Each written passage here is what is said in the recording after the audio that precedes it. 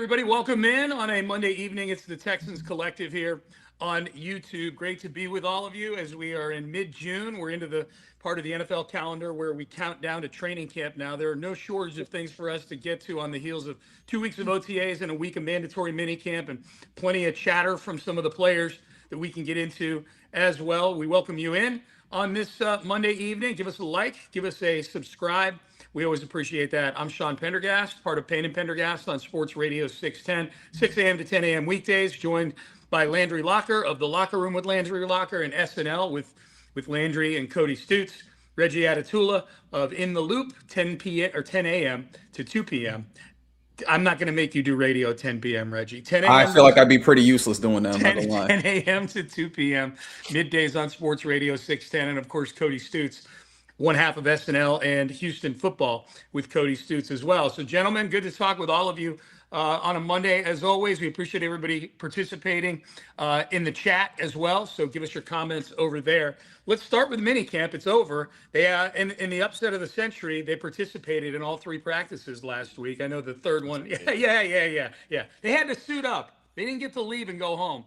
But there are plenty that we saw out there. Full participation from almost everybody, except for a few guys that were a little banged up. But full attendance, obviously, for mandatory minicamp.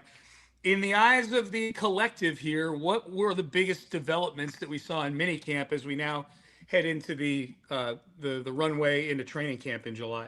I think as far as the defense, we can just kind of ignore that. It is what it is. It's really, really, really good, and it might be even better. On offense, you saw Jalen Noel as, in my opinion, the top performing wide receiver, which is an encouraging sign. You saw some good things from him. I think you saw Trent Brown take the front running spot of the right tackle spot. And I think you saw Jake Andrews as the favorite to be center at the moment, not because of anything Keelan Rutledge did bad, but because of what Keelan Rutledge did that you would expect this time of the year, the snaps. There was a bad day where his snaps were all over the place. I don't know that everyone saw it, but me and Cody were watching very closely. There were multiple bad snaps, and ironically or not, the next day was the first day that we didn't see him at center, and we only saw him at guard before returning to center. So I think that's inevitable. But I think the shaping of the offensive line and how Jalen Noel looked, for me, is my top takeaways from what we saw in minicamp. Go ahead, Reggie. No. All you were out there with eyes on everything. The biggest thing for me was the center competition. It's still a Jake Andrews-sized mountain to climb for Keelan Rutledge. This is the first-round pick. They drafted him. He doesn't have a path to start at guard, it doesn't feel like to me right now. When he has played guard, it's primarily been left guard, which is not what he played in college. He played right guard in college, and he's played center. But he doesn't look as good at center snapping the football as Jake Andrews do. Now, if he gets that down, then start Keelan Rutledge at center because he looks more physically imposing. The stuff after the ball gets to the quarterback, however they corral it, it looks like it's correct. It looks like it's right. And he's got a pretty important element to clean up, but it feels like he's only got that one element to clean up before he could supplant Andrews, who, of course, was last year's starter. Landry talked about Jalen Noel's consistency. That was great to see. And I love that there's an actual feel that there's something useful in this tight end room beyond Dalton Schultz. Foster Moreau looks like a player that's going to help blocking and receiving. Cade Stover had no Marlon Klein to do the comparison to because Klein's banged up with the hamstring injury. And Brevin Jordan looks like he is on his way to having yet again another impressive training camp. Let's see if the health holds up for him and the health luck finally turns in the right way for Brevin Jordan. But it looks like there's useful football players behind Dalton Schultz, whereas it did not look that way for the vast majority of the 2025 season. That looks like to be a big development ahead of 2026. Well, if I can fill in some gaps here based off of you guys' great coverage as well. I know that you said, Landry, we don't got to focus on the defense. There is one spot in particular where I think you do, because one of the developments was that you lost one of the dudes that you depend on, or at least that you believe in at linebacker and EJ Speed. And I did take into account that you guys really do enjoy and appreciate the ability to cover that some of these young linebackers are bringing. That's not nothing, right? The idea that it feels like at the very least in passing situations, if they needed to get on the field, that it seems like they can maybe handle some of that. Like, I think that that's going to be something that needs to be watched to a great degree. I found it also interesting that, as you mentioned, Cody, Keelan Rutledge, they had him play guard, but not the guard position that he played.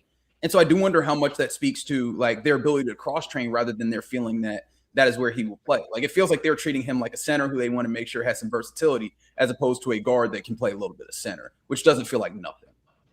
I wonder if the guard spot they had him playing at too says something about how they feel about the guys who are starting at those two positions, right? Like I wonder if maybe there's, Wyatt Teller, new to the team, has had some injury issues. Ed Ingram played in the system all season last year, was relatively healthy for most of the year, got the bigger contract of the two guys. So I wonder if they're going to put Keelan Rutledge into a competitive situation at guard where he's got a chance to win. Maybe they feel like that's the one. Maybe they feel better about Ed Ingram than Wyatt Teller, and that's why, that because like you said, both of you guys said, that's not the position. He played guard in college, but it was right guard, not left guard. So you almost think there'd be some sort of extenuating circumstance that would have them thinking of putting him over at left guard, because it would appear that might not be the position that he's at least initially completely comfortable at playing. So it sounds like we've got of starting jobs on this team. There's really, it sounds to me like just two that are open right now that are open for competition, right? It's center and it's right tackle. With Trent Brown and Braden Smith right now. Other than that, I mean, maybe Rutledge gets in and competes with Wyatt Teller, but I feel like Teller's the favorite right now at that one. I feel like both the guards they have are the favorite at that, like the highly competitive, where we just, you could flip a coin right now maybe and not know who the starter is in week one. Am I missing anything here? Yeah, as far as the guard thing, I would still leave it open to the possibility of Rutledge perhaps playing more right guard once, if push comes to shove. I think it's kind of like the riding a bike theory, where a lot of times in high school, like when you're playing basketball early, a coach might make you just shoot with your left hand in a game because it's unnatural. So I think maybe they just feel maybe there's just a reason for him to get more reps. At the beginning, it seemed like it was center, so I wouldn't completely dismiss that. I think there's and this is really deep in the sticks. I think the safety 4 position is going to be interesting. And that I don't know what Kamari Ramsey exactly does.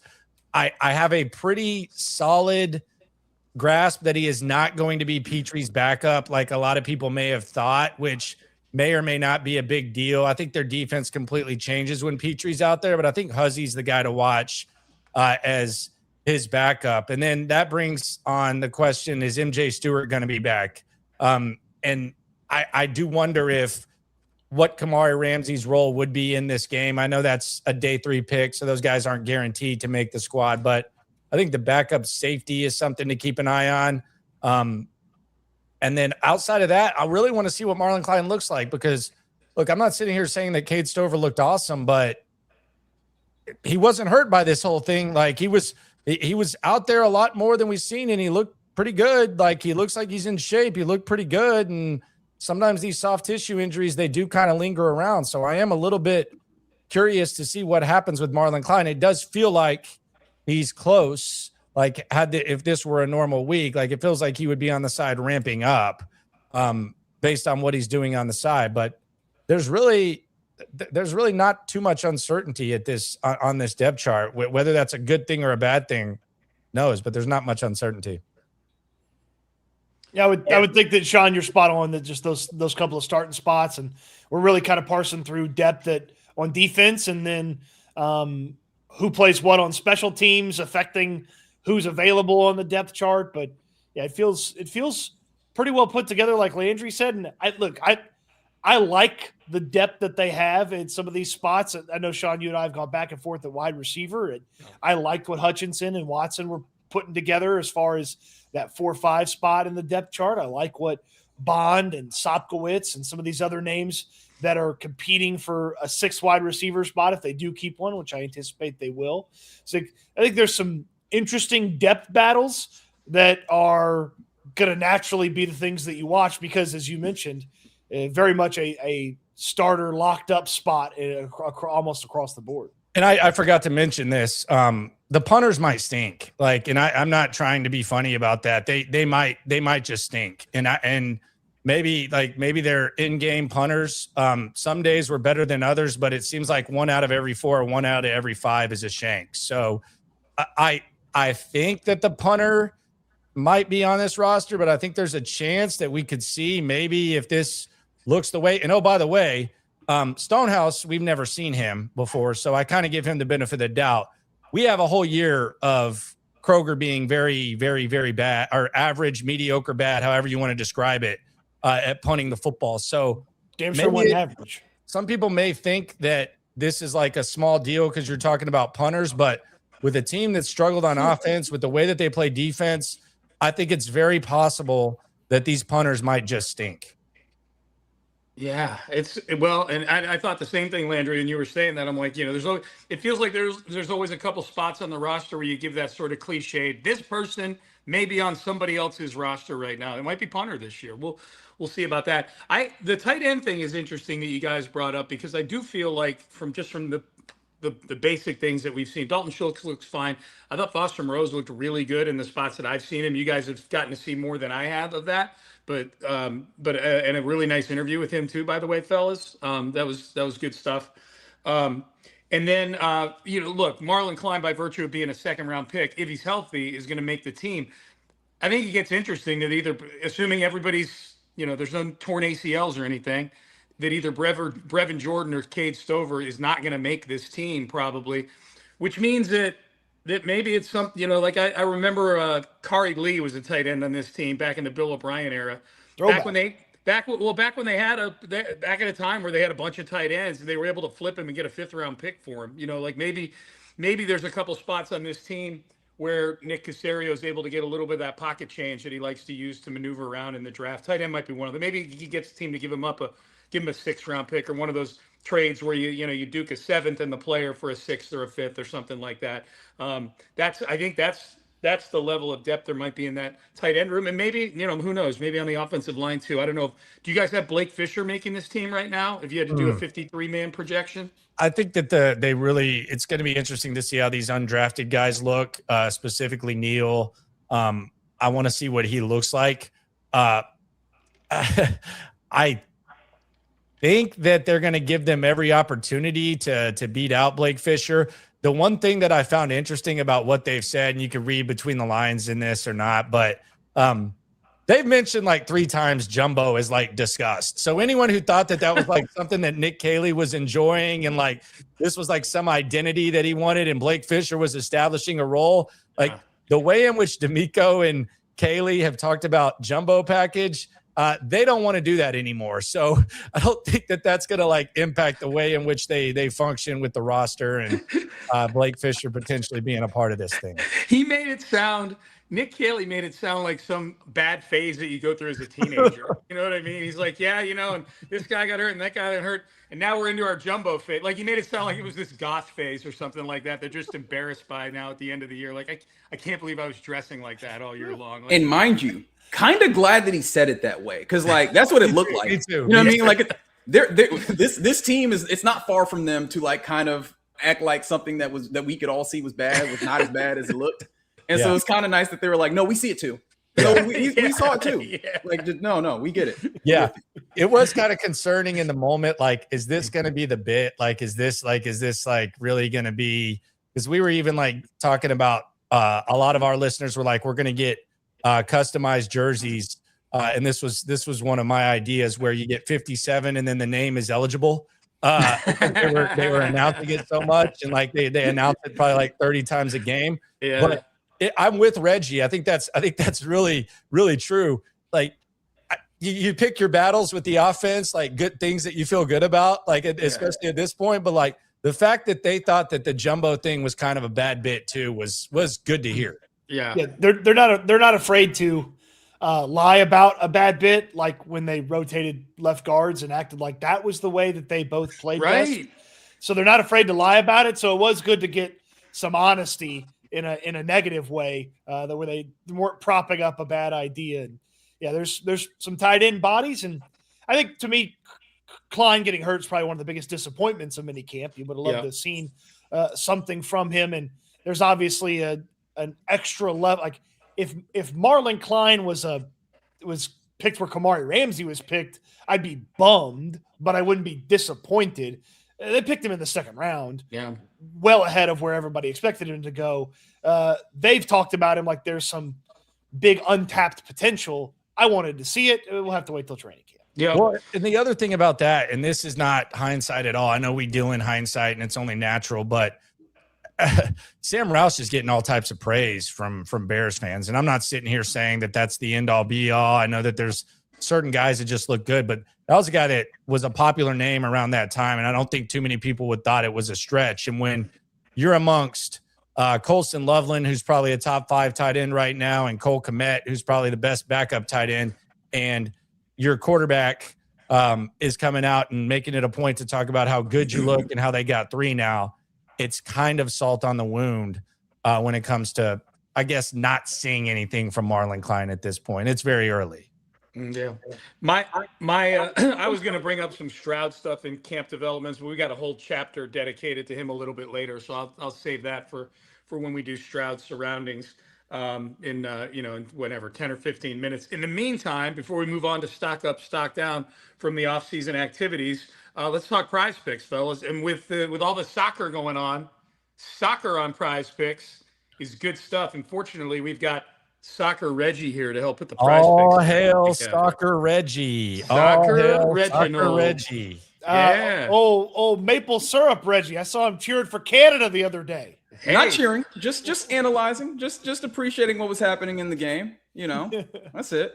Well, they do have the World Cup on Prize Picks, and Reggie's going to walk us through here, but you're just predicting more or less on given stats, and you put them together from at least 2 different teams, and you put your entry together, and you can multiply your entry if you win. Reggie, Soccer Reggie, what do you have for us here with the World Cup in swing? I mean, let's start with an easy one, and this is going to be popular. Erling Haaland is a goal-scoring machine, and so I want to start with goals.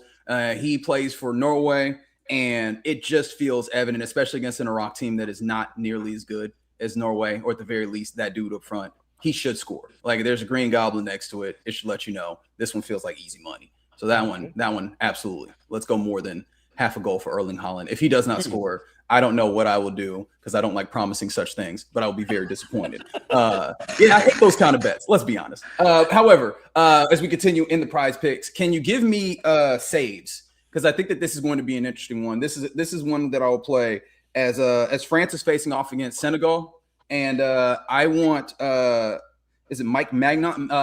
Magnon, I believe, is the pronunciation there, going against Senegal. Give me more than 2 saves here. Or actually, I for some reason I saw the number at 2.5, but I'll take 2. Yeah, I'll take 2. Let's make it. Let's go Red Devil for 2.5. Yeah, Red Goblin. Let's go, baby. Yeah. I feel like this is going to be one of those ones. Senegal is a good side getting forward as well. I know France is going to have a lot of possession or whatever, but I think this one could be one of those give and take type of games where we're going up and down, and Magna is going to have some opportunities to make some saves. So those are the 2 that I feel the strongest about. Let's do it. Then I was like, all right, let me see if I could add one more for you, right? Like, I feel like we should add something else. Yes. And I feel like the man who is just a goal-scoring machine in some ways. I'm trying to decide. Would you guys rather go with Kylian Mbappe or Lionel Messi? Both of these guys feel like just asking for a goal is not the worst thing in the world with either of them. And so both of them, it's a half a goal. Just will they score? I just want to know which one of these guys would you rather hitch your wagon to? A Kylian Mbappe or a Messi in his probably final go? Well, we don't have to choose, Reggie. Let's put them both in. Yeah, Reggie. All right. Now we're getting dangerous, but you know what? Let's live dangerously. Let's live dangerous. Yeah. All right. So These are all red. These are Red Devils too. All right. So 10 to win 110 if we power play. Let's flex it. But we forced Reggie to get 4 in, so we're going to flex it this week. Oh. We're going to flex it this week. 10 to win 60 on the flex play. That's how easy it is to put together a lineup if you want to follow along with Soccer Reggie. That is the It's easy to do that when you're not the one making all the picks now. We were going to be so rich. Oh. That is a Prize Pick. So when you get signed up with the code HMA. Play your first $5. You're getting $50 in free lineups instantly added to your account. There's a link in the description. Play your first 5, get $50 in free lineups instantly added to your account. You sign up with the code HMA. All right. Okay. So there we go. Prize Picks, code HMA, and we will follow Soccer Reggie's lineup over the next couple of days, baby. All right. Let's get to a little stock up, stock down from OTAs and minicamp, this phase that we were just in here for the last few weeks. let's maybe each have a stock up and each have a stock down. We can chop it up about what each of our selections are. But Landry, I'll start with you. Give me one stock up for this phase of the offseason here. I'm going to say undrafted, a couple of undrafted guys. I'm going to go with Noah Whittington, who at least looks like someone that you can pay attention to at RB4. And then Lewis Bond, another undrafted guy who we know Ben McDaniels likes him. We know that seems like everyone on the sideline likes him. Two undrafted guys who at least deserve a little bit of attention. I would say Sopkowitz, but I think they're basically going to treat him like he doesn't exist. And anytime you ask them about him, they're going to just minimize their words because they probably want to keep him around. I don't necessarily going to make the smoke. Yeah. Yes. But yes, that would be it. I'm going undrafted Lewis Bond out of Boston College and Noah Whittington out of Oregon. Bond drafted. Ben McDaniels made the call. Oh yeah, Bond drafted. Excuse me, I'm tripping. Yeah. See, you're trying to run the smoke screen on Sopkowitz too. I was connecting Sopkowitz and Bond. That's on me. You're trying to run the smoke screen for him. Sopkowitz, man, don't let him get out of the building. Just get him on the practice squad. What do you got, Reggie? Give me a stock up on Jalen Smith, cornerback 3. I feel like you guys got to hear from, or I mean, we all got to hear from Derek Stingley. We know Derek Stingley. He don't talk a lot. He spent something like 25, 30 seconds in response talking about Jalen Smith. And this feels like he's not the first one, too. I want to say either Kamari, one of the other DBs in an interview this offseason had talked a lot about Jalen Smith also, Reggie. Yeah. And this feels like part 2 because you could see all the veterans last training camp were had this guy under their wing. They loved him, and it feels like, again, the question that we had about cornerback 3 feels like the answer is very clearly there in Jalen Smith. So I feel very good about that. In a weird way, because I understand that he actually had a better performance than I think you would want. I'm in a weird stock down when it comes to Cade Stover. Now, of course, I think we were all generally in a stock down, but it's because I keep looking at this tight end room and going, they talk about the various different skill sets that you get in this tight end room. And he's one where it's kind of replicable, obviously Dalton Schultz does what he does. Brevin Jordan clearly brings a level of juice, whether it's move tight end type stuff.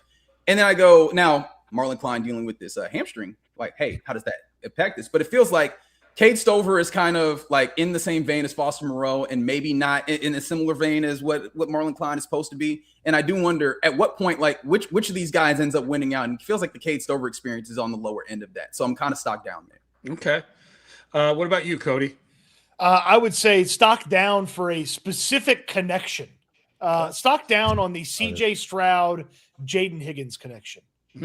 They just I think I saw him in the team setting or even on 7-on-7. I think I saw one, maybe 2 completions the entire practices of OTAs and minicamp. That's a connection that struggled to get going last year. It's a connection that has to be good in 2026. So that was my big stock down from that one. And I would say stock up for depth on offense. So I'm cheating a little bit here, but Evan Brown seems like a useful depth piece for this team. They have depth at right tackle. If Brown starts, they got Braden Smith. Xavier Hutchinson and Justin Watson looked good. And Woody Marks and Jawar Jordan is a much better 2-3 running back room than just about any recent 2-3 in the running back room that you could think of. So that'd be my kind of an all-encompassing stock up there with just depth on offense. Well, damn, son, you just took the whole offense. You just basically took everybody. I just to cross off all these names. No, the ones I had jotted down for stock up, Jawar Jordan really seems to have solidified his hold on a backup running back spot on this team. They didn't draft any, I know they brought in a couple undrafted guys, but they didn't draft a running back to compete with him. They didn't sign a veteran running back, at least not yet. It was about this time last year when they signed Nick Chubb and brought him in. I don't see something like that happening. And on top of that, Jawar Jordan, I thought, as much as you can look good in OTAs and minicamp, I feel like that number 25 makes him look a little different. I don't know. He looks a little faster in that number for some reason. Maybe because I equate it with Rocket Ishmael. But whatever the reason, I thought he looked like he had a bit more juice in the drills when he was running. So I had him jotted down. I had Wade Woodaz jotted down as a stock up also, and this may go into more of that all-encompassing depth that we're talking about, but that looks like a pretty good pick so far, just based on how he might be used and his ability to bring something to this linebacking core that they don't really have. They don't really have good coverage guys in this linebacking core. He's got that safety background, and he's long and he's athletic, so that looks like a pretty good one as well. So yeah, no shortage of things to be excited about with the depth on this team right now. Yeah, Woodaz definitely looks good. He also kind of looks like a meathead, like a football player. It looks like he should almost be an extra with AC Slater on the base side football for me or something like that, like with the crop top. He looks good. Wade Woodaz for sure. I would put him on the list. Another one, and he's already his arrow's already pointing up, but Tommy Togiai just looks like a badass. Like, I don't know, like it's interesting. Like, at what point is he just really, really, really, really good instead of always having to say that he's underrated or his stock's going up? Like last year, I got kind of annoyed by it, but then I saw him this year basically give everyone around him a contract extension, and they drafted someone that plays his position, and I'm just like, okay. And then you look up and it's like he just sticks out like a sore thumb. He just looks like an all-out badass on a really, really good defense. So I'm going to give Tommy Togiai as much love as I possibly can and credit, because I think he deserves it. And I also think that he is in for a very, very, very, very good season. And if he continues to improve each year like he has here, what the hell does that even look like? Yeah, well, I thought about you, Landry, when I saw this, because you, of course, are advocating for the holdout from Tommy Togiai to get his big contract. And you guys might have seen this, but I forget which NFL.com writer does this, but they put together the perfect 53-man roster, like salary cap. You have to fit them under the salary cap. They got all kinds of rules and parameters on how many rookie contracts you can have. It's got to look like a real NFL roster in terms of the aging of it and the salaries.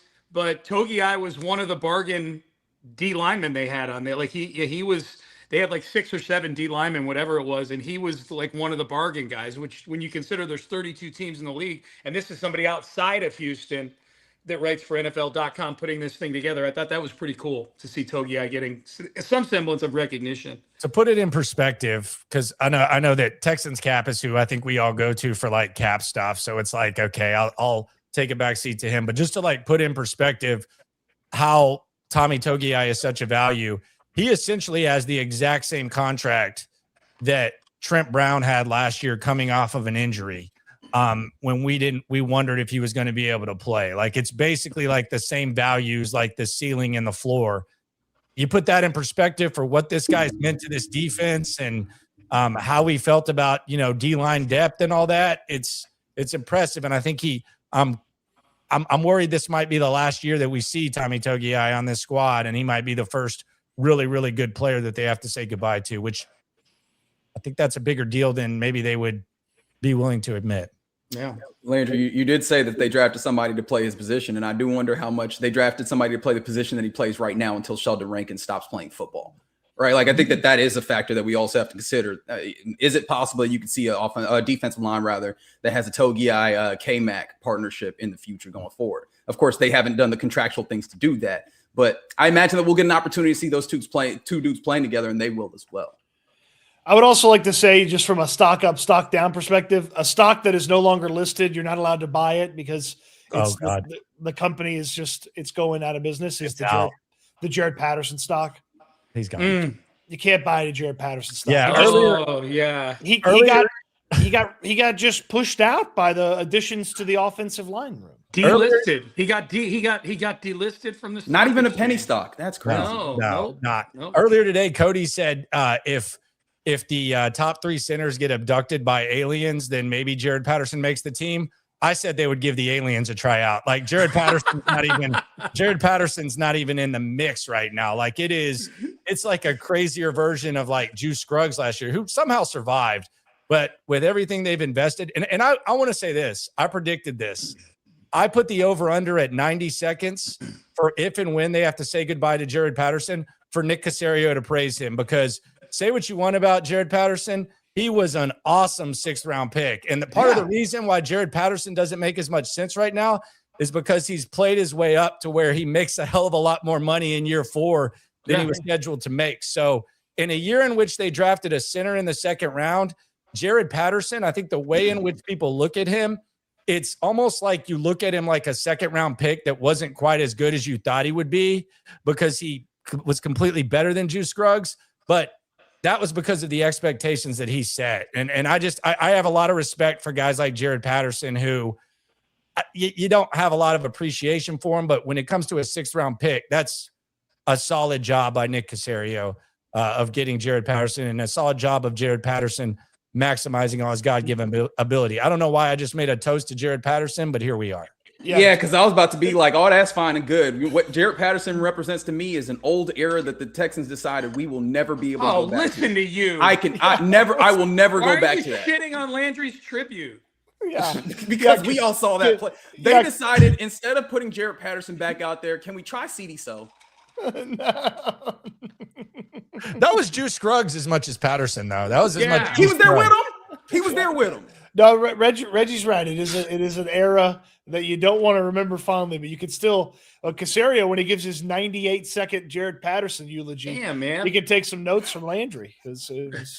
Reggie's a guy that walks up to at a funeral and goes up to the lectern there and just tells it's all honesty. There's no got a lot of kicking. He was a jerk. He was the dude in the box was a jerk. He was our jerk, but he was a jerk. Okay. I will say, go ahead and put Jared Patterson. Go ahead and put Patterson in the attach a 7th, trade him, and get a 6th back category with. I think that was the point I was making earlier. I think there's a few guys that are like that on this tab. Like I think they built a deeper roster, and part of building a deeper roster means the guys that are at the tail end may actually have value to a few teams out there. To finish the Jared Patterson time with the Texans eulogy for when it happens, he deserves to be on a 53, just not this 53. Not this 53. That's right. There you go. I think that's an accurate way to put it. All right. We got any more stock up, stock downs, fellas, or we want to get on to SeatGeek and then CJ Stroud? Let's tell the people about some SeatGeek, unless Landry's got one here. I would say Tank Dell, but I think it's a dangerous stock to buy. I think the stock's clearly up. I just think it's a very dangerous stock to buy. I'm rooting for it. I hope that it just completely soars, but I think it's a dangerous stock to invest in. I would not recommend it, but props to him for getting on the field. You got to give him that. That's a big step. So the price is high. If you want to do it. I'm not buying it. Yep. All right, so there you go. Good job, Landry. Yeah, we should have mentioned Tank in that portion right there. All right, Cody, you want to tell the folks about SeatGeek? Yeah, sure do, Sean. SeatGeek is fantastic. It's #1 rated ticketing app. So many events, and well, if you're thinking football season, SeatGeek can take care of you. If you're ready to watch the Texans this fall, but you're not sure exactly where you're sitting just yet, SeatGeek can take care of you. The #1 sports ticketing app is here for you. Texans football, man. Look at all these different options. Maybe you want to start with the 2-step of the Bills and Bengals coming to town with MVP caliber quarterbacks. Maybe later in the year you want to go see the Texans play the Chargers, or you want to go watch them play the Commanders, or maybe just maybe you're thinking Christmas Eve would be huge. Let's go watch them play the Eagles in Philadelphia. They got everything for you at SeatGeek, even the game that I really want to go watch on the road. That's the Green Bay Packers. Look at all these great seats at the legendary Mecca that is Lambeau Field. SeatGeek has it all. Over 70,000 events, plays, and music shows, and just about any sport you can think of. And right now, Collective 10 is going to get you 10% off your next set of tickets at SeatGeek. It's 10% off any tickets with the promo code Collective 10. Just make sure you click the link in the description, download the app, have the code automatically added to your account so you can use it later. Thank you, SeatGeek, for 10% off when you use the code Collective 10. Did I mention Collective 10? Those are some dang good prices at the Green Bay game, by the way. Yeah, you sit in the end zone and get 10% off when you use the code Collective 10. Go ahead and get those tickets and get them with our friends at SeatGeek. There's a link in the description down below. You thinking of going to that Green Bay game, Cody? I am. Yeah, I am. It's good. I've been to Lambeau twice. It was cold as hell both times, but it was awesome. That's the hope with it being in January. You get Well, the full January experience. 4th would be the cold. Yeah. I went in 2008 when the Texans played them. It was the 5th coldest game in Lambeau. Texans beat them. And then Amy and I went for our bye week trip like 5 seasons ago, I think. It was Russell Wilson versus Aaron Rodgers. It was early November, and it was perfect amount of snow. It was great. January 4th is going to be like Hoth. Empire Strikes Back. Yeah, it's going to be crazy. I was figuring I might need to turn off my lights in order just to embody the Landry locker of it all until you. Yeah, everybody's where they're supposed to be. We're good. Yeah, a little Hollywood Squares. All right, fellas, we have talked very little about CJ Stroud on this episode of the Texans Collective, so let's change that right now. Let's rectify that. Talk a little CJ Stroud. Stroud's surroundings. You know, it's funny. The biggest thing I've noticed with the whole CJ Stroud experience is that the talk from everybody from Nick Caserio to D'Amico Ryans to his teammates on either side of the ball about how CJ looks this offseason is just different than what the results have been so far. You know, it feels like all the chatter we're getting is about how awesome the speed they're getting in and out of the huddle, his command at the line of scrimmage, his knowledge of the playbook, all of these things. And I'm not saying that they're lying about it. I'm guessing it's all true. But unfortunately, once the ball has been snapped, it's not looked as good as how they talk about him looking before the snap. Am I off base on that, or are you guys seeing the same thing I am? No, the way that I would summarize this, what we've seen and what we've heard from CJ Stroud is, I feel the same. And I'm not saying that's good. I'm not saying that's bad. I feel like they have a good quarterback. I feel like the surroundings are probably better than they've ever been. I feel like their superpower minimizes what CJ Stroud is or isn't going to do. I think there's reason for skepticism. I think there's reason for optimism. But as far as what I've seen, what I've heard, I really don't feel any different. And some would say, well, how would you feel that way this point in the process? And I would say I feel better about Kamari Lassiter. I feel better about Will. Like there's just, there's no different feel for me when it comes to me watching CJ Stroud. That's not a terrible thing. It's just I don't feel the same. Yeah, and the thing that gets a little uncomfortable for me is how much all of the people who have talked have seemed to be almost reading from a playbook, as if this was state inspired, media or what have you. Yeah, and again, I think that I fall in line with everybody else, right?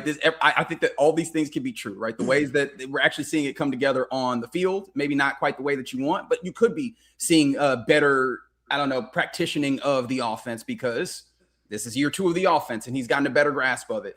And so ultimately, yeah, man, I'm in this place where I don't know what to do with any of this. And I guess the thing that is uncomfortable, because you don't want to say this out loud, is none of this really matters until we get it onto the field, right? Like ultimately, how does it look once we're on the field is the biggest tell. And so if this is a part of the process to get it there, cool. And I feel like ultimately, right, we're going to get to those points and then we're going to look back at this and we're going to put this in the bucket that seems to tell us the story. Is it that he was making progress and we just didn't fully see it or understand it? Or was it that the lack of results ultimately did tell the tale and were the smoke that ultimately led to the fire? I think that will be more of a results-based play.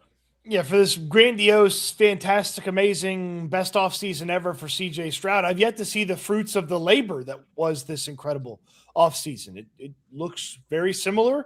He talked about it in a very business as usual way. Like there was no massive level of excitement for, hey, I really dialed it in. I focused it in. I went to a new QB coach. I did this. I did that. Like there was none of that from CJ Stroud. It was just, yeah, okay, bounce back. And he talked about it and feels about it the same way. And for all the stuff about the pre-snap and this and getting to the line faster, I sure see them in practice resetting a lot, and this is, look, it's training, or it's OTAs, it's minicamp, it's not training camp, it's not practice the week of games.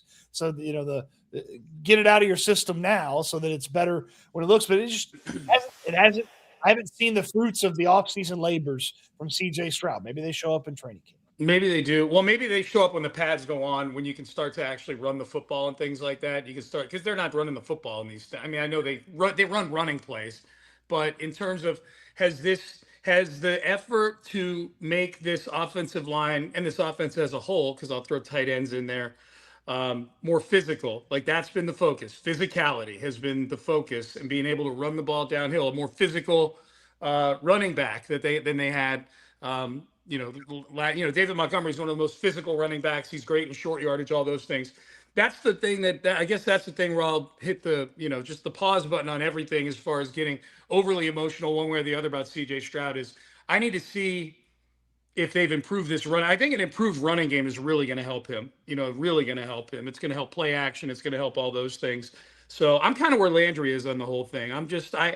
I love all the talk and everything. That's great. And I think some of that has to do with the fact that his contract situation is weird, right now. So they're trying to maybe go out of their way to going into this season, say he's our guy. And they're trying to be as supportive as you can of a guy who clearly they're not totally bought in on yet. If they were totally bought in on him, he'd have a contract.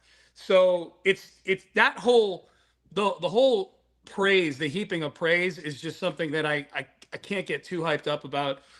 So yeah, like CJ is one of the biggest ones that I need to usually you say once the pads go on and you're talking about O linemen and D linemen and things like that. I'm anxious to see when the pads go on what CJ looks like because the offense is going to, hopefully run more, they're going to be doing more normal football type of things.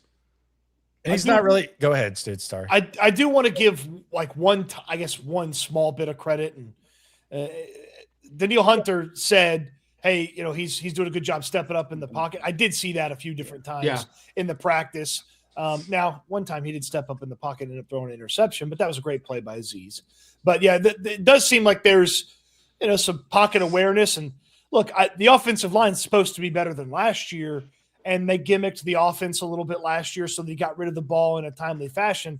There's still going to be plays where he's just got to stand and deliver. He did that a whole lot more in 2023 than he did in 24 and 25. So maybe, just maybe, the pocket awareness has gone up because it hasn't always been where it needs to be the past couple of seasons for Stroud.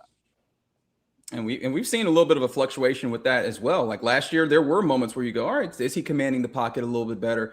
I think what you said, Sean, is actually like pretty big in this, which is if you are able to run the football, and if this offensive line is as physically imposing as that, I guess, as the idea is supposed to be, how much comfort does CJ Stroud settle into when you're playing football to be able to do the things that we know that he can do in some moments more consistently? And then how much does all the way that he played, even if it is replicated this year, how much better does that look if you could punch in, touchdowns, right? And if we're turning some of these drives into 7 at the end, how does that look? Yep. Do you guys, Reggie, I know, is an NFL top 100 enthusiast. I don't know if Cody and Landry, you guys follow it closely at all, but I'm like, do you guys think CJ was 20th after his rookie year? Jesus. He was 39th after last year. Where do you think he falls in the top 100 this year? 80 something? So you think he makes it? I don't think he makes it. Now, Reggie, what were the numbers again for last year's top 100? Last year there were 16 quarterbacks, the last of which was Tua Tagovailoa after his 24 season at 91. Damn. And so, yeah, it just feels like I don't think we're dipping all the way to 91 on this. I could see anywhere from like 60s to 80s. The question is, do his peers think he's an upper half of the league quarterback? That's the full question because it's voted on by players. Do we think that Patriot game is a tough pill to swallow when it comes to something like some subjective voting like this? What's the Pinder line? I have him making it after Reggie gave me those numbers with Tua, and I remember Tua making it now and being like, all right, this is like the bar is pretty low for quarterbacks making this thing. So I think he's going to make it. I think I actually wrote a piece for the Houston Press tomorrow predicting who I think is going to make the NFL top 100 from the Texans. And I had him making it in probably in the 80s, somewhere in there, 80s or 70s in there. Like he's definitely going to drop. He ain't going to be 39 again. But I think he's still got enough cachet with the players around the league where he makes the top 100. Will's top 10? Will is I had Will. I think I had Will at 10 or 11, something like that. Yeah, like right there, which would be the highest since J.J. Watt for a Texan. Would be the highest since J.J. Watt was number 1 in 2015, coming off of that near MVP season that he had in 2014. So, yeah, they haven't had anybody make the top 10 since JJ was number 1 overall over a decade ago. So, I think I think he's right there. I think he's right there. I think they had 6 make it last year. Mixon obviously won't make it this year, but the other 5 were CJ, who I think is going to dip but make it. Will was like 46. He's going to shoot way up. The other 3 guys were Nico, Daniil, and Stingley, who were in like 32, 25, and 18. I think they'll all be within like 3 or 4 spots of where they were last year. They all have very similar seasons to what they had the year before. I could see Jalen Petrie sneaking in there. 100%. He is very respected among his peers, very respected among his peers. They're dying to show that Rashee Rice hit, in a montage. I think I had Petrie. I think Lassiter makes it. Yep. I think he's got that respect level around the league. And I think Kalen Bullock has a pretty decent chance to make it as well. He's got that kind of respect level. And here's the thing about those 3 guys is that Lassiter made a lot of big plays in big games. Petrie made a lot of big plays on nationally televised game. Bullock's coming out party was that Bills game on Thursday night. That type of stuff is weighted in this type of voting, I think, when it comes to like players who are sitting and watching those types of games at home on prime time. I think that's the type of stuff, the big plays stick with those guys. I think all 3 of those guys who didn't make it last year, I think Azeez has a decent chance of making it too, at least being considered for it. So I think there's a chance the Texans get like at least 7 and maybe 9 guys in this thing, which would be crazy. And the example of Petrie, like if you're trying to really get, we're really breaking down this top 100, but if you go back to Jimmy Ward's last year in San Francisco, which was with D'Amico, he actually played a lot of big games too in the nickel role, and he was, I think, 97th or something. Yeah, he made it. He got in the top 100. Yep, he made, and I think Petrie's a better player now than what Jimmy Ward was back then, and so that's I nerd out on that NFL top 100, but I was just curious. I couldn't tell.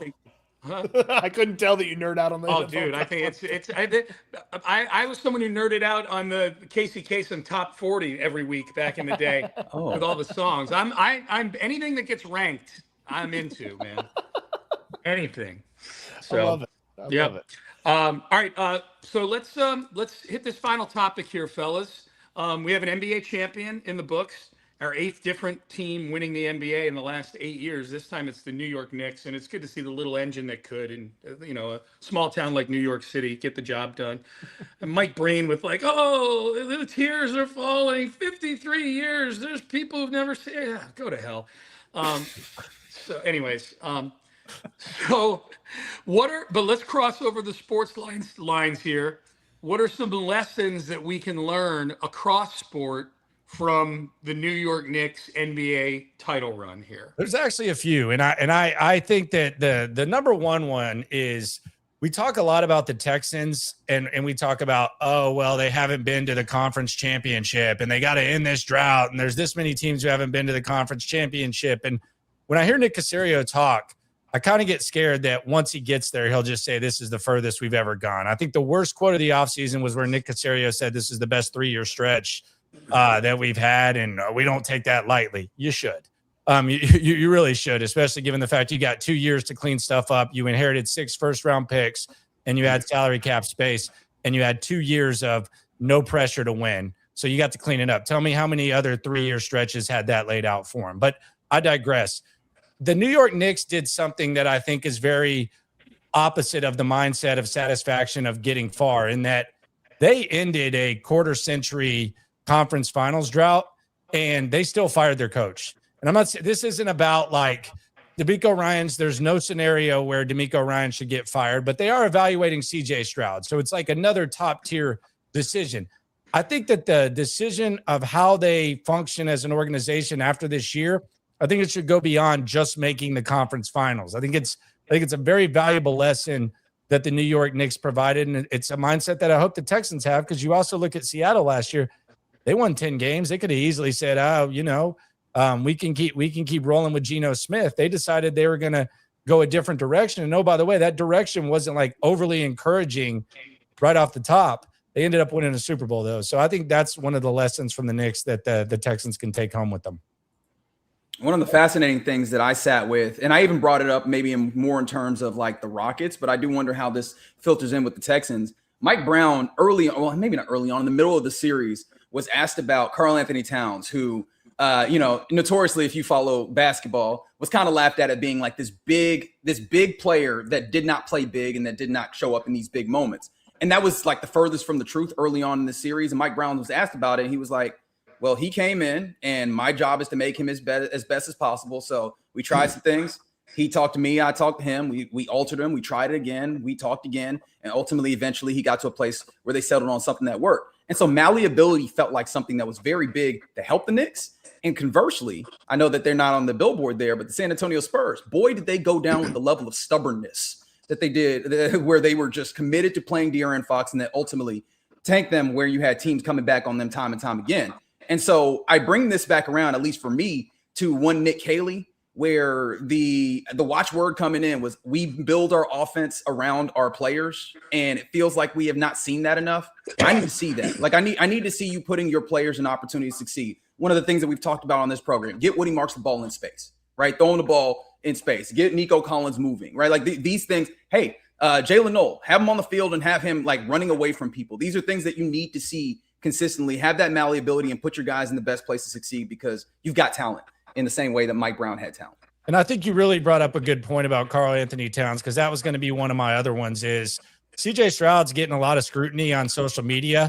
For the most part, it's performance-based. Like it's performance-based. It's coming up short in big moments. And quite frankly, Karl Anthony Towns was better in his lowest moments than CJ Stroud was the last two games of last season. I say all that to say, I'm sure that CJ Stroud's going through a lot on social media, but Karl Anthony Towns, if you just look, he had his manhood question. It was a running joke at like an extreme level.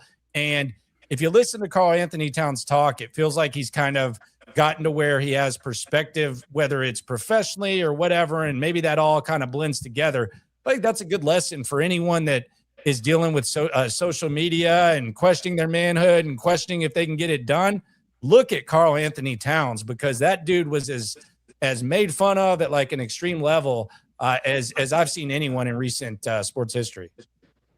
I think for me, part of it's a Knicks thing, and there's a little bit of a lesson to learn from the Spurs too. I think from the Knicks standpoint is, hey, sometimes you got to share the stardom. Like Brunson, I think had, he was scoring a lot of points, and then it wasn't super efficient, and that's, efficiency doesn't quite translate to the way that you should or you can play football. But like ultimately, when you needed your superstar to be a superstar, guess what the Knicks got? 45 points out of Brunson and 40 whatever points out of everybody else in the game where they could have wrapped that sucker up. So I think your superstar in the biggest of baddest moments, go and take it to a whole nother level and be a monster. CJ Stroud went the opposite way last year, and I don't know that anybody thinks now Stroud's a superstar. I thought maybe he was on a superstar trajectory after that first year. And then the Spurs lesson to me is, careful who you're relying on to kind of lead the ship, because I think there were some moments where Wemby looked really soft, acted really soft, and I know there was some, productivity from him. But ultimately, I felt like he came off pretty soft in this whole thing. And De'Aaron Fox, it's a very, specific moment, but when it's crunch time, you got to make the exact correct play to give yourself the biggest chance to win. Don't try to do too much, which is the motto of CJ Stroud coming out of that Patriots game. Don't try to do too much. Well, the other thing that Jalen Brunson did was he took a whole lot less money for them to be able to retain and sign and go get a bunch of guys too.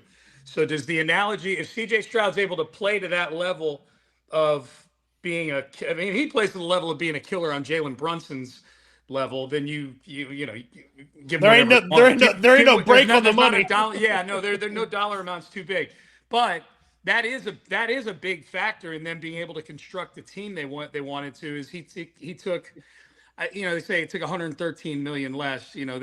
He took less. Like it's on a 4-year deal, not a 5-year deal. He's going to make some of that up because he'll make it back. Yeah, he'll make it back up, but in the moment, in the now, they've won the title. That there's no denying the fact that he took the deal that he did, helped them be able to get under that second apron, not to get too deep into the NBA salary cap, but from the sounds of everything, it allowed them to do a lot of things. We'll see if that'd be a good problem to have if we're having that discussion about CJ doing that kind of thing. Someone let Caserio know you don't have to sign record-breaking contracts. Yeah. He may not know that players can take less. He may the way that he negotiates deals with people. He likes dishing out that money, man. He likes making it rain. The other thing that I think that you can probably, and this might just be like based on past experience, but it felt like when James Harden would have shortcomings in the playoffs, like a lot of times it was just kind of like thrown to the side, and it was like, man, he does his thing, and it's just one thing. It felt like it's like thrown to the side. Sometimes when people show you like all-time bad moments early on, or people show you that they have like a clutch gene like Brunson has, really going back to college, but even when he was with Dallas, like sometimes it just it has a long shelf life. And I point to Harden in the conference finals before the Knicks got there, where sometimes, like, as much as I would like to just throw the CJ Stroud 2 games aside, sometimes when they give you hints, you look back 10 years and it's like, damn, I was minimizing this performance, and dang, it was just kind of a sign of things to come. Yep. The old, if they show you who they are, believe them thing. Yep. But the funny thing about the Jalen Brunson thing is that, I mean, they got by the Indiana Pacers on that same exact shit. You know what I mean? Very, very recently. And so, like, I think that you can once be the GOAT and very soon become like the winner in this. So I think that's at least if you're CJ Stroud. Like, if I'm talking to CJ Stroud, hey man, you could be the butt of jokes, and you could very quickly. I mean, literally, there's Disney movies that crack jokes at the expenses of the Knicks. Yeah. Disney movies. Yeah, they're on top of the world, man. Things can change up real quick. Stick with it. Is there also like a? And I don't want to say that the Mavericks thought that Brunson was trash, but like, hey, one team made a mistake. You see it a different way. You can make it happen with their guy. You know, that's probably not a 2026 conversation. It's more of a 2027 quarterback conversation. Well, that's the Darnold. That's the Darnold comparison right there. You know, which is a few teams let him go, and he was good enough for Seattle to go win a championship with this year. You know? The Mavs did piss off Brunson by not getting his contract done at a time when he wanted to get it done. Like, I don't think that's necessarily 1-to-1. Just a funny thing to note. Yep. All right, boys, this was fun as always. We appreciate everybody tuning in. Appreciate everybody in the chat. The Prize Picks and SeatGeek as well sponsoring the show here. Code HMA there for Prize Picks. $5 gets you $50 instantly. Cody, Collective 10. Collective 10% off any tickets, sports, theater, concerts, whatever. Yep. Why you say theater like that? Yeah, what was that? Because I almost said plays, but it's. I mean, I'm sure there's plays on there, but there's theater. Theaters, music shows, musicals. Yeah. Landry, you got a 10:30 tonight for the people? I do. Okay. Yes. Good what stuff. we can see immediately when camp starts that matters a hell of a lot for the Texans in 2026. Like it. All right. Hopefully, Marlon Klein. Yeah. Fingers crossed. Fingers crossed. So you can catch Landry tonight, 10:30 on the Locker Room with Landry Locker. You can catch Reggie Atatula tomorrow, 10 a.m. on In the Loop. Reggie, hose, good, everything? Yeah. I mean, look, buddy, it's World Cup time. It's hose everywhere. Oh, international hose. Yeah. Everywhere, brother. Global hose. Yes. Ooh, yes. Oh, it's a good time to be Reggie Atatula. And you as well. Doesn't have to just be me. Well, my hose in the other room right now. So she's from Deer Park. Yeah. What's up, Amy? She's not watching. And Cody, biscuits or something? Like, what's going on in the kitchen? Huh? I said you got her baking you biscuits. No. She's watching stuff. I got my daughter's in this room. She's in that. Nobody's allowed in here when I'm doing this show. All right. Nobody's allowed in here. I'm just glad the daughter had hoe immunity. The wife was kind of pushing it. I'm just glad you didn't plural that. No, I wouldn't do that to Judy. I wouldn't do that to her. Now, Amy. I'm a good dad. Yeah, whatever. Cody, what do you got going on Houston football?